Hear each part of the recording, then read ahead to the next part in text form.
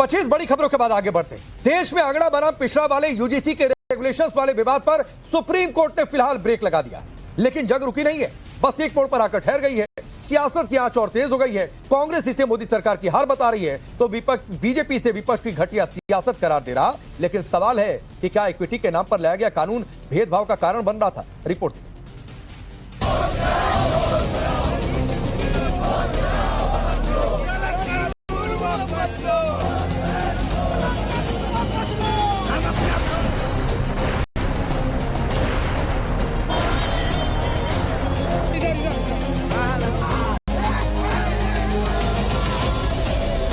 Court ने UGC regulations पे रोक लगा दी है और जो पूर्व के नियम हैं 2012 के वो लागू रहे। ये भारतीय जनता पार्टी की सरकार वर्ग संघर्ष, जाति संघर्ष, धर्म संघर्ष जानबूझकर नरेंद्र भाई मोदी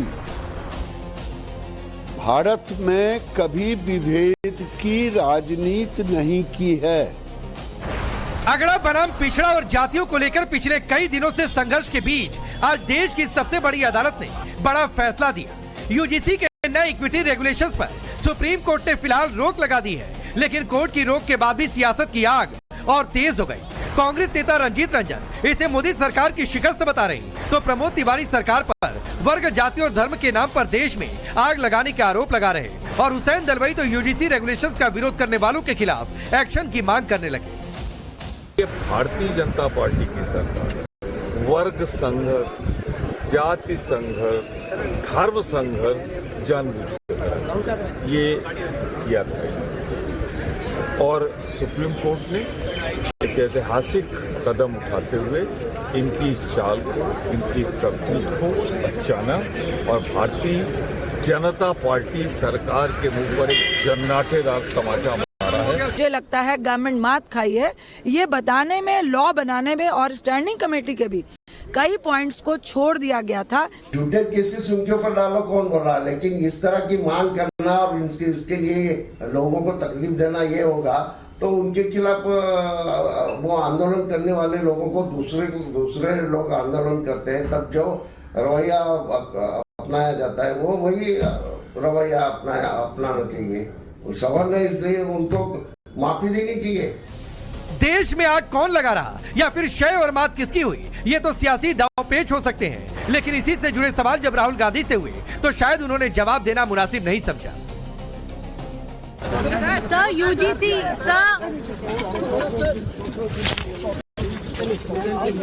सर यूजीसी पे राहुल गांधी तो बिना प्रतिक्रिया दिए चले गए, लेकिन यूजीसी के नए रेगुलेशंस के खिलाफ दायर याचिकाओं पर सुनवाई करते हुए सुप्रीम कोर्ट ने बड़ी टिप्पणी कर दी। कोर्ट ने कहा यूजीसी का नया रेगुलेशन अस्पष्ट है, इसका गलत इस्तेमाल हो सकता है।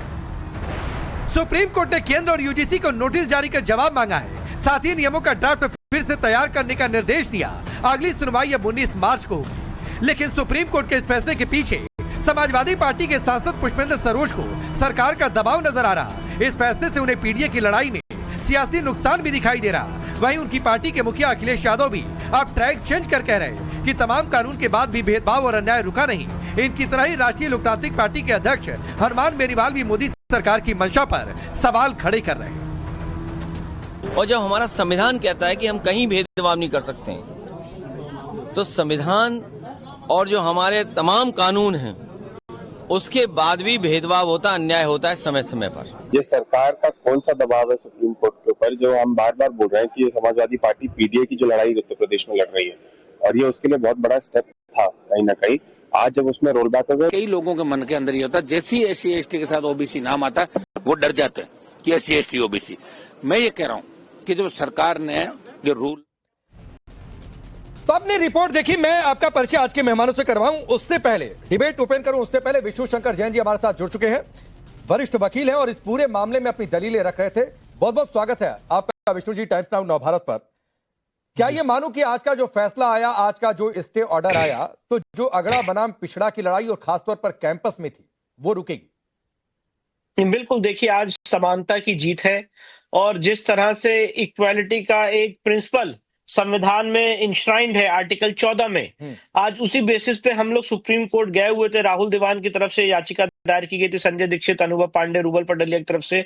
और मेन जो मुद्दा था वो ये था कि जो कास्ट बेस्ड डिस्क्रिमिनेशन को सेक्शन 3C में डिफाइन किया गया है, उसमें जो आपने जनरल कैटेगरी को एक्सक्लूड किया है और ये माना है कि कास्ट बेस्ड डिस्क्रिमिनेशन सिर्फ और सिर्फ SC, ST और OBC के खिलाफ हो सकता है, ये सीधे सीधे तौर पे आर्टिकल 14 का वायलेशन है। इस तरह की परिभाषा लाने के पीछे ना कोई इंपेरिकल डेटा था, ना कोई रिसर्च थी, ना इसका कोई रीजनेबल नेक्सस था with object sought to be achieved, ना कोई इंटेलिजिबल डिफरेंशिया था, ना कोई रैशनल था, टोटल वेग था।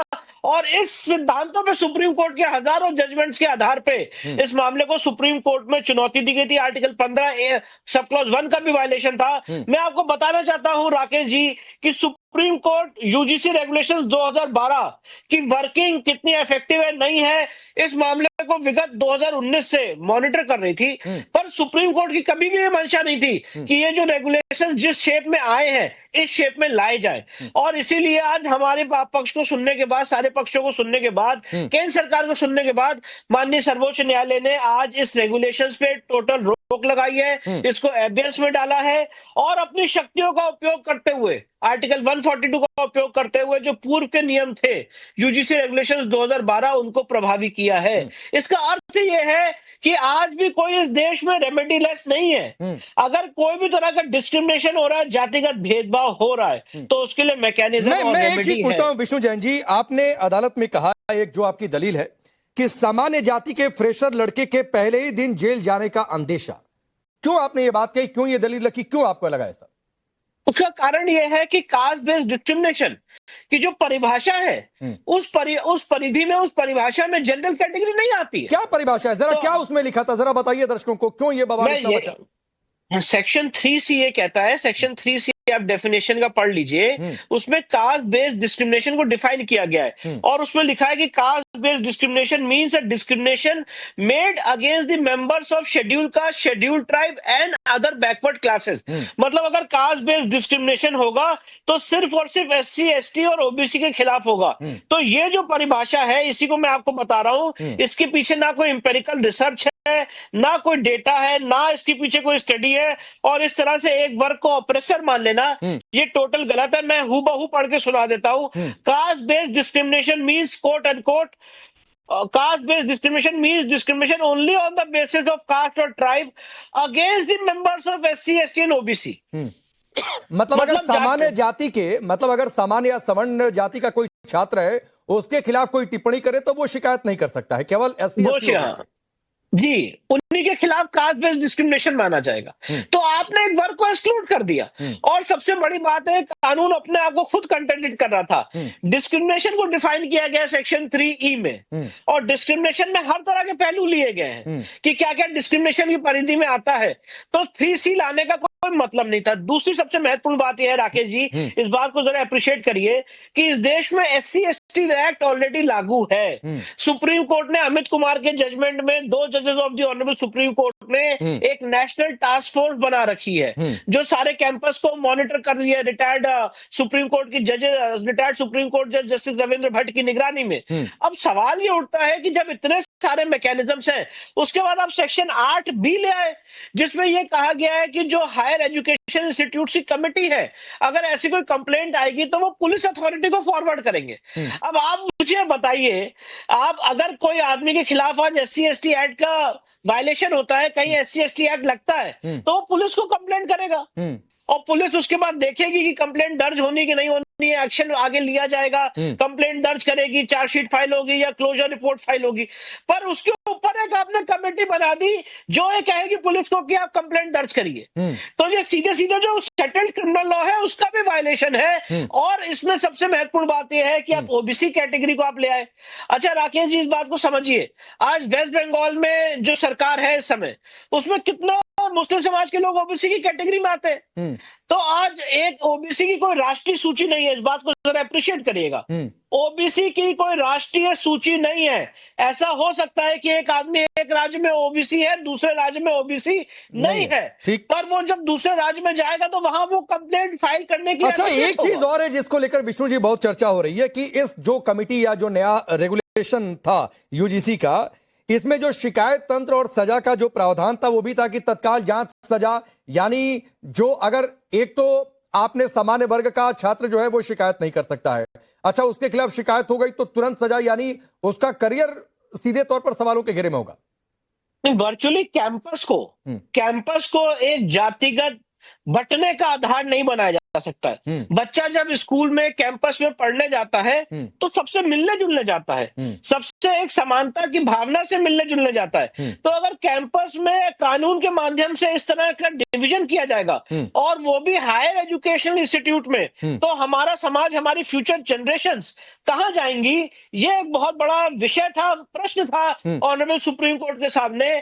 और सुप्रीम कोर्ट ने भी आज हियरिंग के दौरान ये बात कही कि कभी भी ये इंटेंशन नहीं हो सकता है कि हम 75 साल पहले चले जाए। आज हम देख रहे हैं हमारे समाज में इंटरकास्ट मैरिजेस हो रही हैं। आज हम देख रहे हैं कि हमारा समाज जो है वो कास्ट बेस्ड डिस्क्रिमिनेशन को लांघ के आगे बढ़ रहा है। और इस तरह का अगर कानून और इस तरह की परिभाषा लाई जाएगी तो इससे समाज और डिवाइड होगा और बटेगा। अब मुझे दो बातें बताइए विष्णु जी, एक तो 19 मार्च को अगली सुनवाई है, तब तक क्या होगा, कैसे ये सुनवाई आगे बढ़ेगी, क्या आगे होगा? दूसरी बातचीत मैं इसमें जोड़ देता हूं, सुप्रीम कोर्ट का यह कहना कि आजादी के 75 साल बाद भी हम जातियों से मुक्त नहीं हो सके हैं, क्या इस कानून से हम पीछे की ओर नहीं जा रहे? ये सवाल पूछना ये क्या दिखाता है, क्या आगे रुख हो सकता है? देखिए, इस मामले में माननीय सुप्रीम कोर्ट ने केंद्र सरकार को नोटिस जारी किया है। केंद्र सरकार ने कहा है कि वो अपना जवाब फाइल करें। जो आप कल सीनियर काउंसिल और सब लोग जानते हैं उनका नाम ले रहे थे, उनसे भी कहा है कि भाई आप वो अपना जवाब फाइल करें। और इस मामले की अगली सुनवाई 19 मार्च को निर्धारित की है। अब केंद्र सरकार क्या जवाब देती है उस पर मामला डिपेंड करेगा। पर साथ ही साथ प्राइमा फेसाई कोर्ट को ये कानून कंप्लीटली अनकॉन्स्टिट्यूशनल लगा, आर्टिकल 14 का वायलेशन लगा, इसलिए पूरे यूजीसी रेगुलेशंस पे रोक लगाई गई है। और पूर्व में जो निर्धारित नियम है यूजीसी रेगुलेशंस 2012, सुप्रीम कोर्ट ने अपनी शक्तियों का उपयोग करते हुए आर्टिकल 142 में उन रेगुलेशंस को प्रभावी किया है। मतलब आज भी रिड्रेसल मैकेनिज्म है, लोग अपनी कंप्लेंट या शिकायत, सारे वर्ग के लोग अगर कोई ऐसी बात होती है तो वहां जा सकते हैं, कर सकते। ठीक है, आपने एक दो बातें और कही थी कि रैगिंग के रूल क्यों हटा दिए गए, और एक आपने ये भी कहा कि अगर हमें इजाजत मिले तो बेहतर रेगुलेशन दे सकते हैं, तो क्या आपके दिमाग में? नहीं, बहुत सारे सजेशंस हैं। देखिए, जब आप किसी कानून की लेजिस्लेटिव ड्राफ्टिंग कर रहे हैं, वक्फ के मामले में भी हमने जेपीसी के सामने पूरी लेजिस्लेटिव ड्राफ्टिंग करके उनके सामने प्रेजेंटेशन रखी थी, पर वो बात वहां पे नहीं मानी गई। यहाँ पे जब आपने जो स्टेक होल्डर्स हैं, जो समाज के अलग अलग वर्ग के लोग हैं, उनको आपने बुला के उनकी बात सुननी चाहिए थी, उनसे उनके रिप्रेजेंटेशंस, उनकी जो राय है, उनके जो मशवरे हैं वो लेने चाहिए थे, और उसके बाद कोई कानून बनाना चाहिए था। इस तरह से एक परिभाषित कर देना, एक वर्ग को ऑपरेसर मान लेना, दूसरे वर्ग को ऑपरेस मान लेना, बिना कोई रिसर्च के, बिना कोई डेटा के, तो ये सीधे सीधे संविधान का वायलेशन है। और इन्हीं सारे मुद्दों पे सुप्रीम कोर्ट में हमने चुनौती दी थी, और आगे जब फिर से अगर नई गाइडलाइंस बनने की बात आएगी तो जरूर उस लेजिस्लेटिव प्रोसेस में हम लोग शिरकत करेंगे और अपनी बात कोर्ट के सामने रखेंगे और लेजिस्लेटर्स के सामने भी रखेंगे। ठीक है, विष्णु शंकर जैन जी, हमसे जुड़ने के लिए, पूरी बातचीत के लिए आपका बहुत बहुत शुक्रिया। आपने बड़े आसान शब्दों में समझाया और जो बातें कोर्ट में रखी उनका मतलब भी समझाया। अब मैं आपका परिचय आज के मेहमानों से करवाता हूं। हरिशंकर जैन जी जुड़ेंगे, जो कि वकील हैं। Dilip Chauhan national general secretary हैं क्षत्रिय कर्णी सेना के। रोहित सिंह है कन्वेनर युवा चेतना के। सुधा मिश्रा जी कांग्रेस पार्टी के नेता। रविशंकर रवि आरजेडी के नेता और प्रवक्ता। और प्रोफेसर अखिल स्वामी पॉलिटिकल एनालिस्ट के तौर पर। सबसे पहले अखिल स्वामी आपसे ही शुरू कर देता हूं आज, क्योंकि सबसे आप वरिष्ठ भी यहां पर हैं। जो बातें विष्णु शंकर जैन ने कहीं समझ में आया कि एक्सक्लूड कर दिया जनरल कैटेगरी को, ये अपने आप में समानता के विरुद्ध था? जय संविधान। देखिए, वास्तविकता में बड़ा अच्छा लगा, क्योंकि ये कानून पंडित जवाहरलाल नेहरू ने नहीं बनाया है, ये मोदी जी की सरकार ने बनाया है। तो मोदी जी की सरकार हमेशा जो भी कानून और नियम बनाती है बिना सोचे समझे बनाती है। चाहे 3 किसान कानून बनाए, फिर 13 महीने के बाद उसको वापस ले, चाहे ट्रांसपोर्टेशन का कानून बनाए, फिर उसको वापस ले, फिर नोटबंदी करे, देश की अर्थव्यवस्था को बर्बाद कर दे। उसी प्रकार से ऐसा हुआ। देखिए, योगी जी ने कहा था हिंदुओं को बटोगे तो कटोगे। 3 दिन के अंदर ये देश की स्थिति कर दी है मोदी जी ने कि आज के तारीख में ओबीसी दलित एक तरफ एकजुट होकर खड़े हो गए हैं, सवर्णों के खिलाफ हो गए, सवर्ण दलितों ओबीसी के खिलाफ हो गए। पहले इन्होंने हिंदू मुसलमान में बांटा, फिर हिंदू क्रिश्चियन में बांटा, फिर अब इन्होंने सवर्णों को दलितों से बांट दिया। मतलब यह है कि मोदी जी देश के हर वर्ग का, हर समाज को, किसी को भी चैन से नहीं बैठने देना चाहते। आज के तारीख में चंद्रशेखर को मैं सुन रहा था, मेंबर ऑफ पार्लियामेंट जो दलित वर्ग के हैं, वो कह रहे थे कि ये षड्यंत्र है और हम इसका पूरा विरोध करेंगे। इधर कलराज मिश्रा कह रहे हैं कि ये जो अन्याय हुआ तो मोदी जी ने एक अभी तक नहीं, चंद्रशेखर तो ये भी कह रहे हैं कि ये नया वाला नियम IIT एम्स में भी लागू कर देना चाहिए। मैं ये कह रहा हूं सुप्रीम कोर्ट ने आज जो कहा, जो विशु शंकर जैन थोड़ी देर पहले कह रहे थे, आप उससे सहमत है कि असहमत है? आपकी राजनीतिक रंजिश मुझे पता है कि आपको मोदी योगी को कोसना है, वो आपने कोस दिया, आ जाइए फैक्ट पर। नहीं, क्या मोदी योगी ने ही तो नियम बनाया बिना सोचे समझे? मैं कह रहा हूं ना, आपकी अपनी अदावत है सर, वो आपने निकाल ली। अब मेरे सवाल का सीधा जवाब दीजिए, आप क्या सहमत हैं, क्या खुश है सुप्रीम कोर्ट के आज के स्टैंड से या विशु शंकर जैन ने जो कहा उससे? देखिए, ये भारतीय जनता पार्टी की मूर्खतापूर्ण निर्णय पे अब मैं आपसे पूछ रहा हूं कि सुप्रीम कोर्ट के फैसले से क्या आप सहमत हैं, खुश हैं? विशु शंकर जैन की बातों से क्या आप सहमत हैं, हाँ या ना? आप नहीं बता पा रहे हैं, आप ये नहीं बता पा रहे हैं कि ये जातिगत भेदभाव की परिभाषा में जनरल कैटेगरी को भी लाना चाहिए था कि नहीं? अगर उस छात्र के खिलाफ कोई कुछ कहे, आप नहीं बोल रहे हैं उस पर।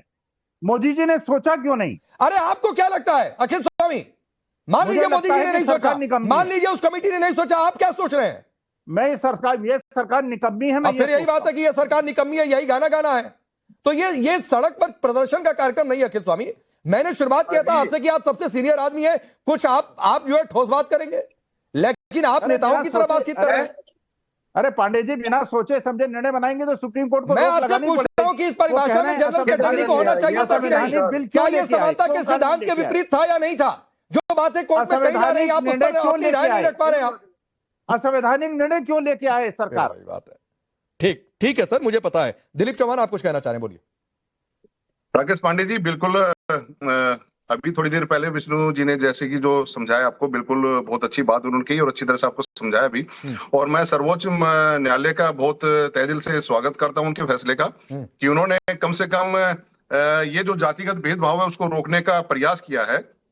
मैं एक कहावत है राकेश पांडे जी कि विनाश काले विपरीत बुद्धि।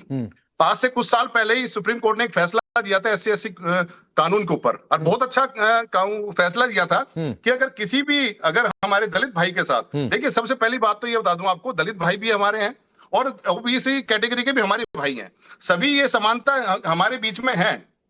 लेकिन मैं आपको बोलना चाहता हूं कि सुप्रीम कोर्ट ने जब फैसला दिया कि SC/ST एक्ट हर एक किसी को उसके ऊपर नहीं लगाया जा सकता जब तक कि उसकी कानूनी पूरी प्रक्रिया नहीं होती, जांच नहीं होती, तब तक उसको जेल नहीं भेजा जाएगा। लेकिन बीजेपी और सिर्फ एक सांसद ने इसका विरोध किया था और उस सांसद के ऊपर आपने पूरे के पूरे एक विधेयक पास किया और सुप्रीम कोर्ट में वो विधेयक पास करवा के कानून दोबारा लागू करवा दिया। मैं जानना चाहता हूं, क्योंकि बीजेपी को ये लग गया है कि 53% जो जनरल कास्ट से आते हैं, ब्राह्मण, बनिया, राजपूत जो हैं, वो बीजेपी के बंधुआ मजदूर हैं, उनके साथ जैसे भी सलूक करेंगे आप, वो बीजेपी को वोट देते आएंगे। नहीं दिलीप चौहान जी, कोई वोटर किसी का बंधुआ मजदूर नहीं होता है, वो किसी समुदाय का हो। और मैं ये कह रहा हूं कि अगर कोई राजनीतिक दल किसी वोटर को या किसी समुदाय को अपना बंधुआ वोटर समझ ले तो फिर भगवान भला करे। मैं ये एक अलग बात है। मैं हरिशंकर जैन जी आपके पास भी आऊंगा। एक मिनट राकेश पांडे, मैं अपनी बात पूरी कर लूंगा।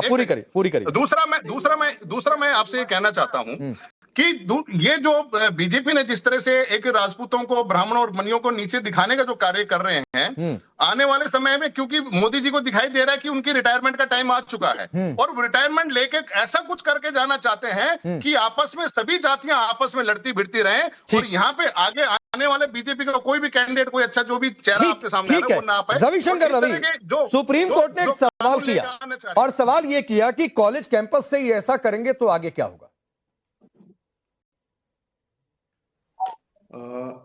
राकेश जी, देखिए, इसको हम लोगों को एक परिप्रेक्ष्य में समझना पड़ेगा। अच्छा, सुप्रीम कोर्ट ने रोक लगाया है। हम उम्मीद करते हैं कि सुप्रीम कोर्ट इस रेगुलेशन में जो कमियां थी उसके भीतर उन पहलुओं में जाके उसको और सुलझाने की कोशिश करेंगी। जैसे डिस्क्रिमिनेशन जो 2012 वाले रेगुलेशन में ज्यादा अच्छे तरीके से डिफाइंड था, वो इस रेगुलेशन में उस कदर डिफाइंड नहीं था। और देखिए, परिप्रेक्ष्य यही है राकेश जी कि जब 92 में मंडल कमीशन आता है नौकरी में रिजर्वेशन के लिए, तब भी विरोध होता है। ठीक है, विरोध करने का सबको अधिकार है। जब सेंट्रली फंडेड इंस्टीट्यूशन में 2007 में यूपीए 2 के टाइम में, सॉरी यूपीए 1 के टाइम में अर्जुन सिंह जी एचआरडी मिनिस्टर थे तब आता है 27% ओबीसी के लिए रिजर्वेशन, तब भी विरोध होता है। यूथ फॉर इक्वालिटी नाम की एक संस्था बनती है और न्यायपालिका सर्वोच्च न्यायालय में उस पे भी 10% की जो है एक कैप और कैटेगरी लागू होती है कि हमारा एक्सेलेंस और क्वालिटी डाइल्यूट ना हो। बाद में फिर उसमें दूसरे तरह के अमेंडेड जजमेंट्स भी आते हैं, रिवीजन भी होता है। तो आज जो ये हुआ है इसमें कमियां तो देखिए इस रेगुलेशन में थी क्या? अच्छा रवि भाई मैं एक चीज ऐड करता हूं। आपने कहा कमियां थी, मुझे एक कमी बताइए, क्या ये जनरल कैटेगरी के खिलाफ डिस्क्रिमिनेशन था या ना आपके हिसाब से? नहीं। अच्छा नहीं था। सुनिए मेरी बात, ऐसा मैं क्यों कह रहा हूं नहीं था राकेश जी। मैं एक तो क्रूड उदाहरण दूंगा और एक इंस्टीट्यूशन से उदाहरण दूंगा। क्रूड उदाहरण जो है वो ये है कि जिनको हम जनरल कैटेगरी कहते हैं, इसमें से कितने जनरल कैटेगरी के लोगों को सिर्फ इस बात के लिए समाज के दूसरे लोगों ने उनके साथ मारपीट किया हो कि वो मूंछ रखते हैं, या कितने जनरल कैटेगरी के लोगों को घोड़ी पर से, अरे बोलने दीजिए, घोड़ी पर से उतारा गया हो कि तुम अपनी शादी में घोड़ी पे क्यों बैठ गए। ये तो मैंने क्रूड एग्जांपल दिया। अब मैं आपको इंस्टीट्यूशन का एग्जांपल देता हूँ। देखिए ये बीच में बोलेंगे, ये बोलने नहीं वही गाने गाएंगे, ये वही अपने रट्टा रटेंगे। लेकिन आपको इतना बता दूं, राजपूत कभी भी इनका जो कहना है कि तिलक तराजू और तलवार, इनको मुबारक जूते, इनकी पार्टियों के नारे हैं, जेएनयू में नारे लगते हैं और दूसरी पार्टियों के भी ऐसे नारे लगते रहते हैं। लेकिन इन्हीं के कारण मैं रोहित सिंह को लाता हूं, एक बार हरिशंकर जैन जी के पास जाऊं उससे पहले। रोहित सिंह ये कह रहे हैं जनरल कैटेगरी के लिए कोई डिस्क्रिमिनेशन नहीं था, और जो परिभाषा दी गई है, कौन शिकायत कर सकता है? जनरल कैटेगरी के छात्र के खिलाफ कोई टिप्पणी आ जाए तो वो शिकायत भी नहीं कर सकता है। शिकायत कौन करेगा? SC, ST, OBC. तो क्या ये डिस्क्रिमिनेटेड नहीं है? रविशंकर रवि कह रहे हैं ये नहीं है डिस्क्रिमिनेशन। आपने कंप्लीट नहीं करने दिया राकेश जी मुझे। आ रहा हूं रवि भाई, आ रहा हूं। रोहित सिंह आवाज आ रही है? कराओगे डिबेट? हाँ, क्या ऐसा है कि जाति का राजनीति लोगों को नहीं करना चाहिए। भारत सरकार बहुत अद्भुत काम समाज निर्माण में और गरीब, पिछड़ा, सवर्ण हर तबके के उत्थान के लिए कर रही है। आज जो यूजीसी एक्ट पर निर्णय आया है, ये माननीय सर्वोच्च न्यायालय का निर्णय है, और माननीय सर्वोच्च न्यायालय के निर्णय पर बोलने की स्थिति में हम लोग नहीं है। माननीय सर्वोच्च न्यायालय के निर्णय का हम स्वागत करते हैं। समाज में विघटन नहीं होना चाहिए, समाज में संगठन होना चाहिए, समाज में राष्ट्र निर्माण होना चाहिए। नहीं, मैं ये पूछा था सवाल रोहित भाई कि रविशंकर रवि से मैंने ये पूछा कि जब परिभाषा में सिर्फ एससी, एसटी, ओबीसी के छात्र ही शिकायत कर सकते हैं, अगर जनरल कैटेगरी वाला चाहे तो शिकायत भी नहीं कर सकता, तो डिस्क्रिमिनेशन है कि नहीं है? वो ये कह रहे हैं कि नहीं है डिस्क्रिमिनेशन। देखिए, रविशंकर रवि जी सदमे में हैं। इनके जो युवराज हैं बाबू तेजस्वी यादव, चुनाव में बुरी तरह पराजित होने के बाद लंदन चले गए थे ब्रेन मसाज लेने के लिए। ये आपके और वापिस आए तो कोर्ट ने उनको नोटिस थमा दिया। तो रविशंकर रवि जी क्या बोलेंगे? तो ब्रेन मसाज इनका नेता ले रहा है, राजकुमार तेजस्वी यादव। देश में ऑल इज वेल है, पिछड़ा अगरा सब मोदी जी के साथ खड़ा है। माननीय न्यायपालिका के निर्णय का सम्मान सब लोग करते हैं। पूज्य बाबा साहब अम्बेडकर जी के संविधान का आधार मानकर रोहित भाई आप सरकार की तारीफ कर रहे हैं, उसी सरकार में ऐसा रेगुलेशन आ गया। यही तो अखिल स्वामी ने शुरुआत कर दी इसी बात से कि जिस सरकार की तारीफ कर रहे हैं, इतना बड़ा देश है। दिलीप चौहान भी कह रहे हैं उसी सरकार में इस तरीके का डिस्क्रिमिनेशन वाला आ गया जिसको लेकर कोर्ट में जाना पड़ा। इतना बड़ा देश है, इतनी बड़ी व्यवस्था है, अगर कोई कनिष्ठ वरिष्ठ अधिकारी के माध्यम से गलती हो जाए तो उसका भी दोषारोपण मोदी जी कर दीजिएगा। अच्छा, माननीय मोदी जी देश के समग्र विकास के लिए समर्पित है। ठीक, माननीय प्रधानमंत्री। ठीक है, मैं सुधा जी आऊंगा आपके पास।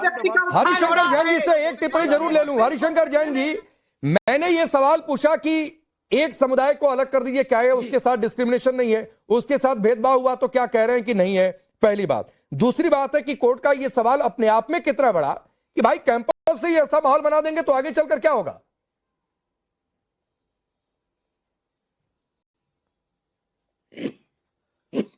बिल्कुल सही कह रहे हैं।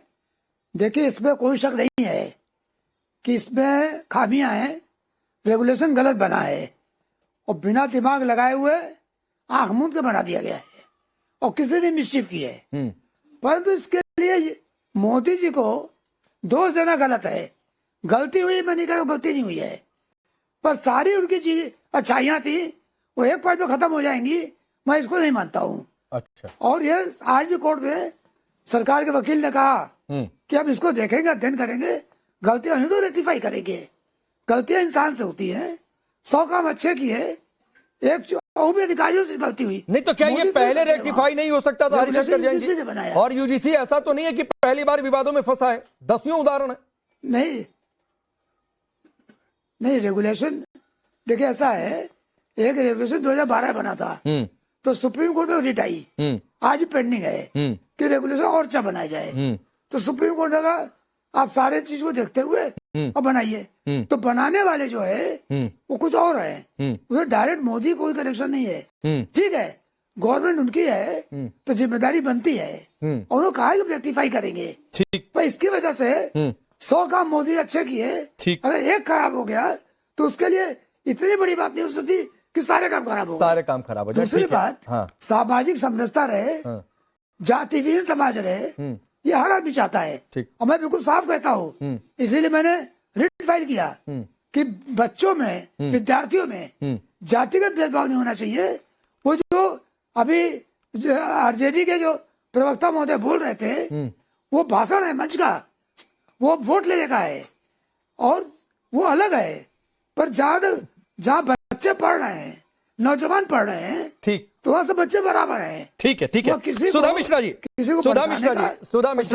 मिश्रा जी, ये पैरेलली तस्वीरें भी हमने टेलीविजन स्क्रीन पर रखी हुई है। मैं आता हूं आपके पास। गणतंत्र दिवस समारोह का समापन बीटिंग द रिट्रीट के साथ होता है, उसकी तस्वीरें आपके सामने है टेलीविजन स्क्रीन पर, विजय चौक के पास से ये तस्वीरें।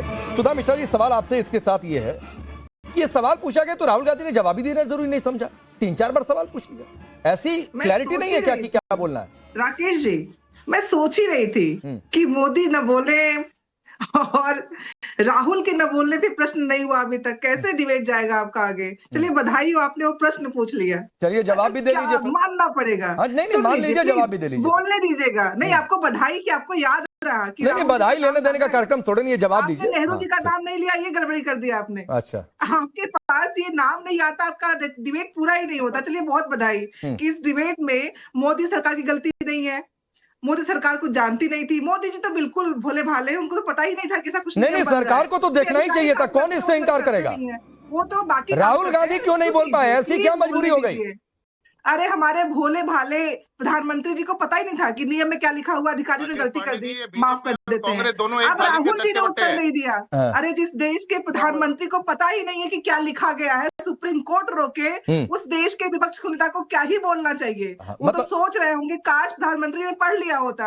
अब आती हूँ, आपने इतने सारे प्रश्न पूछे, आपने देखा होगा इसी पैनल में जो विभेद है ना, जिसको करके ये सत्ता में आए लोग हैं, जो समाज को बांटते, आपको दिख गया होगा कि यही भेदभाव था कि आधे लोग बात कर रहे हैं कि गलत था, आधे कह रहे हैं कि गलत नहीं था। यही भेद करके राजनीति करने वाली तो डिबेट में यही होता है सुधा जी, कई सारे लोग किसी मुद्दे पर सहमत होते हैं, असहमत होते हैं।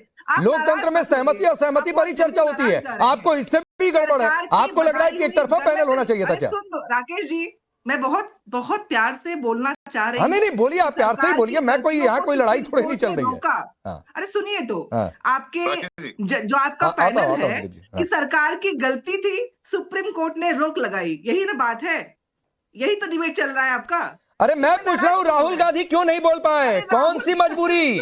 लीजिए, अरे मतलब घर का मालिक बोले ना, पड़ोसी ने क्यों नहीं बोला, विपक्ष का नेता तब। अच्छा, राहुल गांधी हर बार वही करते हैं जो मोदी करते हैं। क्यों नहीं बोल पा रहे हैं राहुल जी? अच्छा, दिलीप चौहान कुछ बता रहे हैं, राहुल गांधी क्यों नहीं बोल पाए? प्रधानमंत्री देखिए राकेश पांडे जी, ये सबसे पहले जो जातिगत आरक्षण जो था, वो सबसे पहले कौन लेकर आया? कांग्रेस। SC/ST एक्ट कौन लेकर आया? कांग्रेस।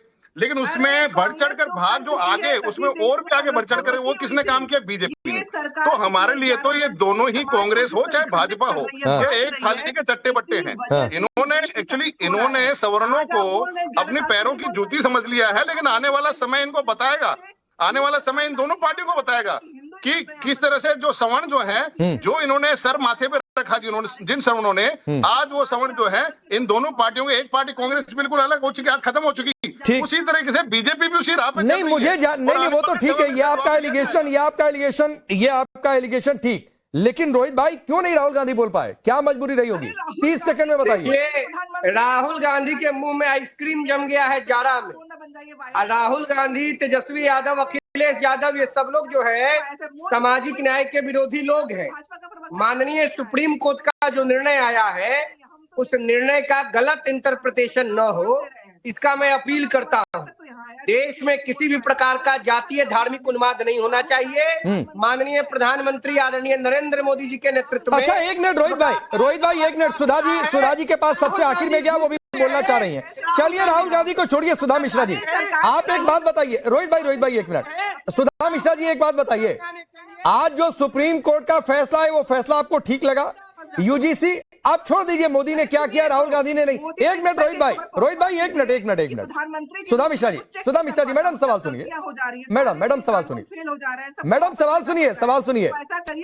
अरे सुनिए, प्रधानमंत्री मोदी ने क्या किया, राहुल गांधी ने, मान लीजिए कि किस मजबूरी में नहीं बोला, वो सवाल छोड़ देते हैं। मैं आपसे ये पूछ रहा हूं, अरे सुनिए ना मैडम, अरे सुनिए, मैं आपसे ये सवाल पूछ रहा हूं, सुप्रीम कोर्ट का आज का फैसला क्या आपको ठीक लगा है या ना? यूजीसी का रेगुलेशन क्या उस पर स्टे लगना ही चाहिए था?